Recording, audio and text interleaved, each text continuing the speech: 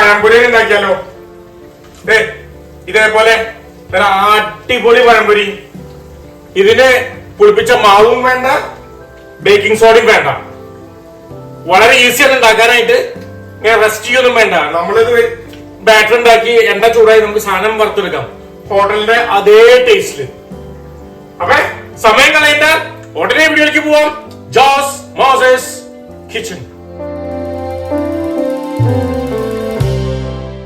അപ്പൊ നമുക്ക് ആ പഴംപൊരി ഉണ്ടാക്കാന്ന് വെച്ചാലോ? അതിന് വേണ്ടിയിട്ട് ഒരു കപ്പ് മൈദ ഒരു ബോളിലേക്ക് അങ്ങോട്ട് ചേർക്കാം. അതിൻ്റെ ഉള്ളിലേക്ക് 2 ടേബിൾ സ്പൂൺ അരിപ്പൊടി വറുത്തത്,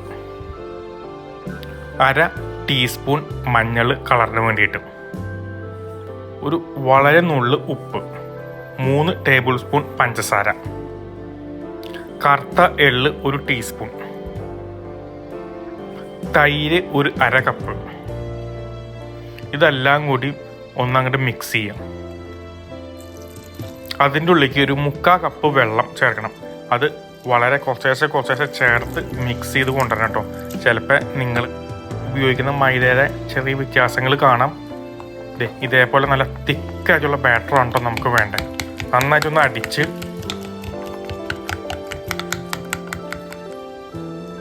ഈ കൺസിസ്റ്റൻസിയിൽ അങ്ങോട്ട് എടുക്കണം. നമ്മുടെ സ്പൂണിൻ്റെ ബാക്ക് വശത്ത് നന്നായിട്ട് കോട്ടാവണം. ഞാനിവിടെ ഉപയോഗിക്കുന്നത് 3 മീഡിയം സൈസ് പഴമാണ് കേട്ടോ.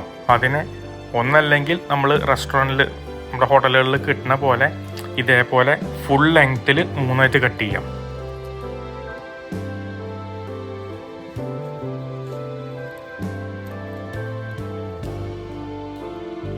അതല്ലെങ്കിൽ നമ്മുടെ വീടുകളിലേക്ക് കുറച്ചുകൂടി ഈസി ആയിട്ട് അതിനെ 2 ആക്കാം. അത് കഴിഞ്ഞ് അതിനെ 3ആയിട്ട് അങ്ങോട്ട് കട്ട് ചെയ്യാം.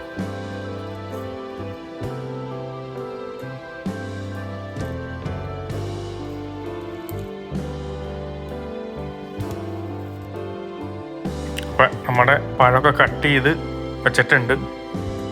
അത് കഴിഞ്ഞാൽ നമ്മുടെ ബാറ്റർ ഒന്നുകൂടി അങ്ങോട്ട് മിക്സ് ചെയ്യാം നന്നായിട്ട്. അത് കഴിഞ്ഞാൽ നമ്മുടെ ഒരേ പഴം ആ ബാറ്ററിലേക്ക് ഇട്ട് മുക്കി നമ്മുടെ എണ്ണ നല്ല ചൂടാവണം. നോക്കി, ഒരു മീഡിയം ചൂട് ഇട്ട് കഴിയുമ്പോൾ ഇങ്ങനെ പൊന്തി വരും. അപ്പോൾ ചൂടായി എന്നാണ് അതിൻ്റെ അർത്ഥം. അതിൻ്റെ ഉള്ളിലേക്ക് ഇട്ട് അങ്ങോട്ട് വറുത്തെടുത്തേക്കത്. ഇതിങ്ങനെ അങ്ങോട്ട് പൊളച്ചു വരും. അതങ്ങോട്ട് വറുത്ത് കോരണം. ഒന്ന് വറുത്ത് വരുമ്പോൾ അതിനൊന്ന് മറിച്ചൊക്കെ ഇട്ട് അതിൻ്റെ 2 സൈഡും നന്നായിട്ട് അങ്ങോട്ട് ഫ്രൈ ചെയ്തെടുക്കുക.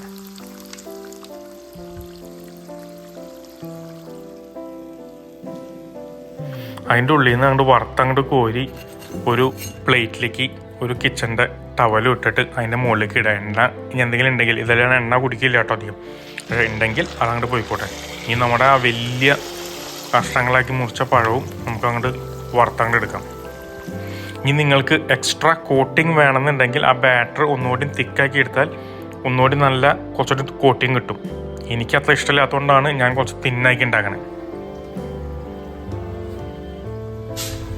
നമ്മുടെ പഴംപൊരി റെഡി ആയിട്ട് വളരെ ഈസി അല്ലേ? അത് നേരൊന്നും വേണ്ടല്ലോ ഇത് ഉണ്ടാക്കാനായിട്ട്. വലുതുണ്ട് ചെറുതുണ്ട്. എനിക്ക് വീട്ടില് ഈ ചെറുതാണ് എനിക്ക് ഇഷ്ടം, വലുതല്ല. ഹോട്ടലിൽ പോയി വലുതാണ് കേട്ടോ ഇഷ്ടം, അത് വേറെ വിഷയം. അപ്പൊ കഴിച്ചോക്കല്ലേ?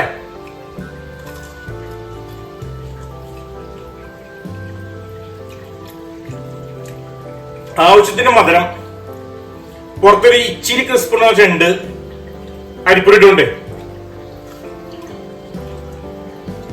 കിടിലൻ ടേസ്റ്റ്. അങ്ങനെ ആസ്വദിച്ചാണ് തിന്നാ മതി, വേറെ ഒന്നും ചെയ്യേണ്ട കാര്യമില്ല.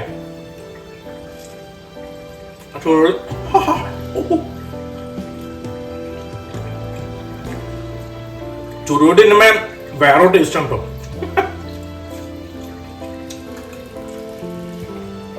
ഒന്ന് സബ്സ്ക്രൈബ് ചെയ്തേക്കണേ, മറക്കല്ലേ. Okay, by.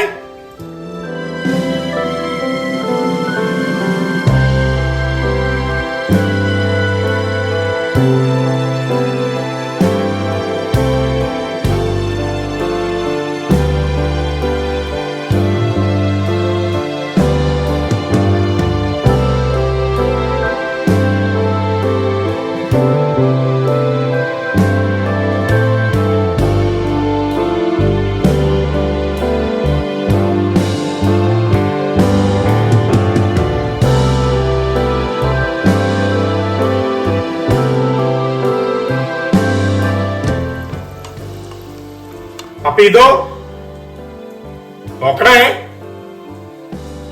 ഈ റെസിപ്പിയും നിങ്ങളൊന്ന് ട്രൈ ചെയ്ത് നോക്കണേ. പിന്നെ ഇതും മറക്കല്ലേ.